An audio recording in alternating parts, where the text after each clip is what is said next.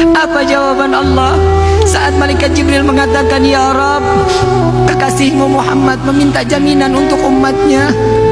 Sampaikan kepada Muhammad, akan aku jamin umatnya dan tidak akan aku hinakan di yaumil qiyamah. Kita nih yang lagi difikirin kita sama Nabi. Nabi nggak pernah yang namanya istirahat untuk mikirin umat, nggak pernah.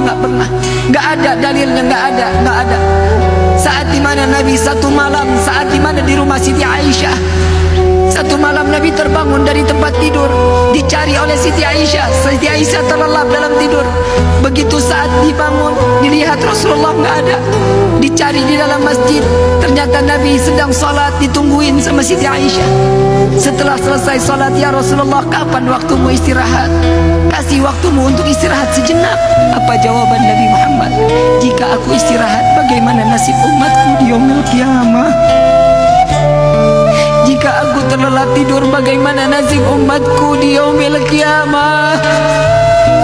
Apa yang kau lakukan ya Rasulullah sehingga aku melihat engkau banyak di dalam gerakan salatmu? Apa jawaban Rasulullah? Ya Aisyah, setiap malam aku harus menggelar daripada sorbanku. Untuk apa ya Rasulullah? Tidak kurang setiap hari, setiap malam aku salat taubat di hadapan Allah 1000 rakaat. Nabi memegang kunci syurga. Nabi yang namanya berdampingan dengan nama Allah, masih salat taubat 1000 rakaat.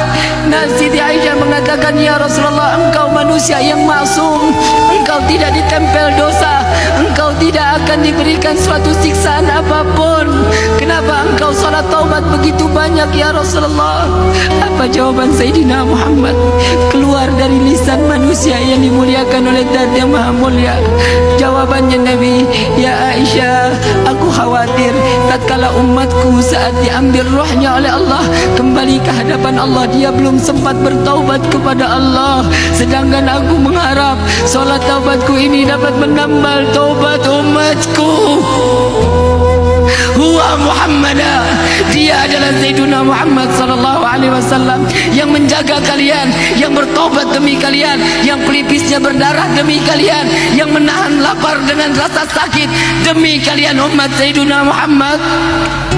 Mau sampai kapan kita terlelap tidur sedangkan Nabi terbangun menangis untuk umat Sayyiduna Muhammad sallallahu alaihi wasallam? Jangan terlalu sinis dengan Sayyiduna Muhammad sallallahu alaihi wasallam. Jangan pernah membenci Sayyiduna Muhammad.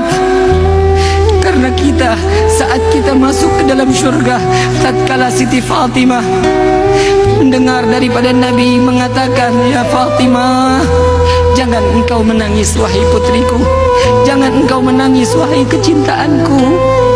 Ya Rasulullah, engkau adalah ayahku. Sebentar lagi engkau akan berpisah dengan roh dan jasadmu. Aku tidak lagi dapat berjumpa denganmu ya Rasulullah. Dekatkan telingamu wahai putriku. Setelah wafatku engkau yang akan kembali kepada Allah. Setelah wafatku engkau yang akan kembali kepada Allah. Bukan gembira, makin nangis Siti Fatimah. Tatkala Nabi jika rindu dengan wangi syurga dicium kening Siti Fatimah. Jika Nabi ingin dengar lantunan daripada telaga yang berada di dalam syurga, mendengar suara lantunan ayat suci yang dikeluarkan oleh Siti Fatimah binti Muhammad Rasulullah sallallahu alaihi wasallam. Ya Fatimah, bukankah ini kabar gembira wahai putriku? Bukankah ini kabar gembira wahai anakku? Apa jawaban? Ya Rasulullah, ini adalah kabar gembira, tapi engkau adalah kekasihnya Allah. Engkau memiliki kedudukan pastinya di dekat Allah. Sedangkan aku tidak akan bersama denganmu ya Rasulullah. Di mana jika aku ingin berjumpa denganmu? Jumpai aku di penimbangan amal baik amal buruk umatku ya Fatimah. Sedang apa dirimu ya Rasulullah? Aku sedang meminta kepada Allah dan memberikan syafaat kepada umatku agar timbangan pahala jauh lebih besar dibanding dosa mereka.